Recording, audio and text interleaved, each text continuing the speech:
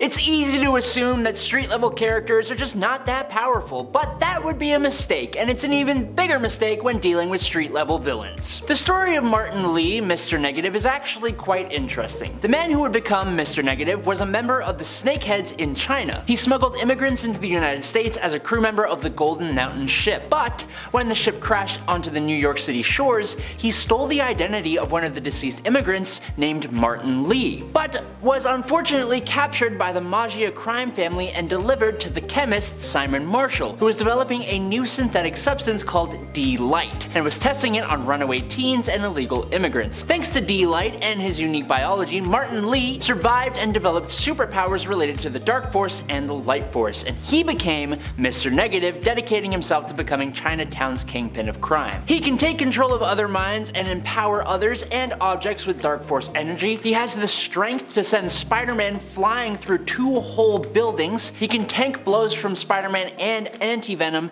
and is fast enough to dodge bullets. Whisper Adair is a villain that I actually had never heard of before. She's been around since 2000, and as a street level villain, mainly to Batman, but to other heroes as well from time to time, she's actually quite unique. Originally having ties to the League of Shadows, Whisper was given a serum by Ra's al Ghul that not only made her immortal, but gave her the terrifying ability to turn into a literal snake lady that can spit acid. If that weren't enough though, she even gained minor mind control abilities, and the serum even gave her the power to create a small group of men who also have the ability to shapeshift into different animals. While she is tied to both the League of Shadows and Intergang, her loyalty is mainly to herself, and she has become infamous in the Gotham underworld. Steel Serpent is basically the nemesis of Iron Fist, and he is quite the capable chappie. Davos is the son of the Thunderer, aka Lai Kung, and growing up there was a lot of pressure on him to become the next Iron Fist. Davos took his shot at trying to defeat the dragon Shao Lao in order to gain the power of the Iron Fist, but he ultimately lost and was defeated. The fight itself was not sanctioned, and for that he was banished from Kunlun and swore to wrest the power of the Iron Fist from whoever would succeed in the task.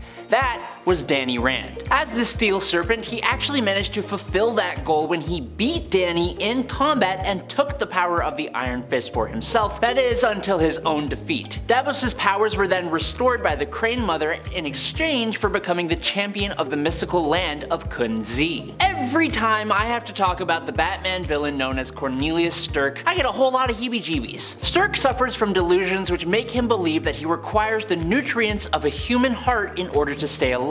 But not just any heart. Specifically, Cornelius believes that the heart is the most nutritious when it is full of norepinephrine, a natural hormone that secretes when a person is terrified, as well as adrenaline. So he uses his unexplained psionic abilities to mentally make people perceive him as someone else, which, other than allowing him to break out of Arkham Asylum the first time, also allows him to get close to his victims and then completely terrify them in the most insane ways possible before he quickly ends their lives and partakes in a nice old hearty meal. Cornelius is incredibly effective, and he's been able to both evade Batman and even make the Dark Knight go unconscious. Carlos Lamorto, a crime lord in South America and parts of Europe, first ever appeared as the villain Black Tarantula in Amazing Spider-Man number 419, and not too long after that, he gave Spider-Man one of the most absolutely brutal beatdowns I have ever seen the wall crawler suffer. The title of Black Tarantula is a legacy title that is handed down generation to generation, with the heir to the title being taken from an early age to begin a life of intense training. Now, I personally couldn't find how Carlos gained superhuman abilities, but he certainly has them, and used them when he beat up Spider-Man. The Black Tarantula has superhuman agility and strength, able to optimally press over 30 tons. He can exert himself at peak for 24 hours, he's nearly bulletproof, his speed is faster than Spider-Man's,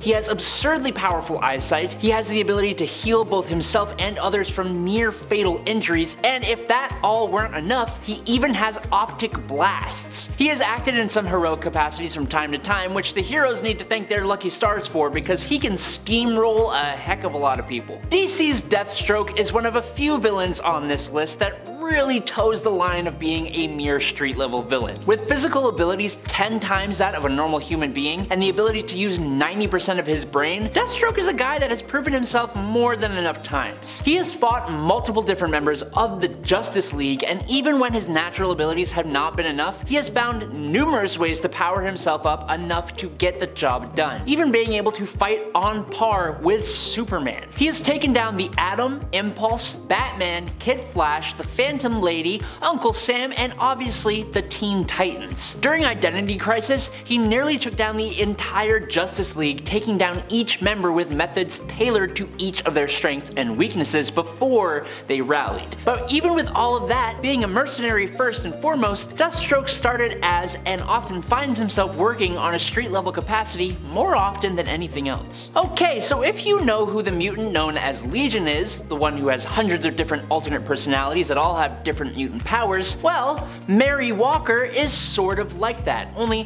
for Mary, she has only a handful of alternate personalities, and they just allow her to access the powers that as just Mary, she can't access. Those powers include limited amounts of pyrokinesis, telekinesis to move small objects, grabbing her dropped weapons, or even turning objects into armor, and telepathy, usually used to manipulate others, cause distractions, or influence people to do things without thinking, like grabbing their weapons. Her Mary persona is actually a pretty timid and quiet person, but her other main persona is Typhoid, who is more adventurous, lustful, and violent. She later adopted a few other personas like Bloody Mary, who was sadistic and brutal, and pretty much hated all men, and Zero, who was a cold, calculated, and militaristic person. Of all the characters on this list, I think Poison Ivy is by far not only the most powerful, but also the one who has the least amount of business being just a street level villain. Dr. Pamela Isley was a brilliant botanist who knew everything there is to know about plant life. She managed to work her way up to a position researching plants at Wayne Enterprises, but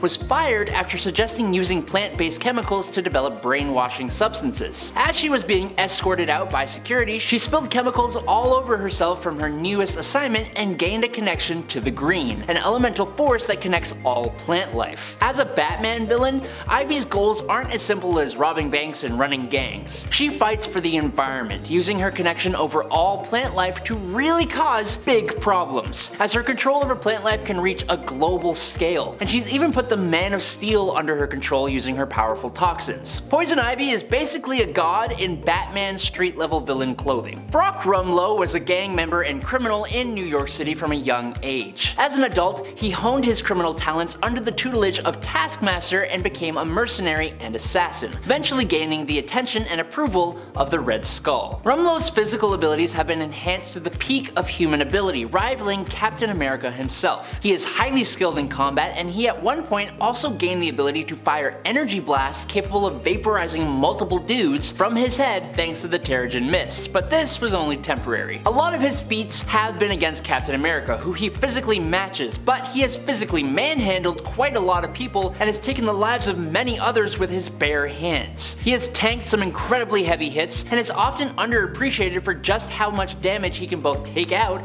and dish out. Basically, if Captain America can do it, there's a good chance that Crossbones can do it too, which makes him pretty darn capable. And lastly, maybe more powerful than you think is a bit of a lie for this point, because when it comes to the Batman villain Bane, he is widely known to be wildly powerful, especially as he is the one infamous for breaking the bat. Other than breaking the bat, Bane is largely known for his incredible levels of strength, which is even impressive before he uses his venom, being much stronger than Batman himself. After being pumped full of venom though, he gains a low superhuman level of strength, becoming capable of lifting up to 3 tons, as well as becoming superhumanly durable, fast, and even gaining a level of superhuman healing. But his strength is only one half of the equation, because what some people forget is that Bane also has a genius level intellect without ever actually going to school. He is a polymath, expert tactician, escapologist, multilingual, and even has a photographic memory. You couple all of that with his martial skill,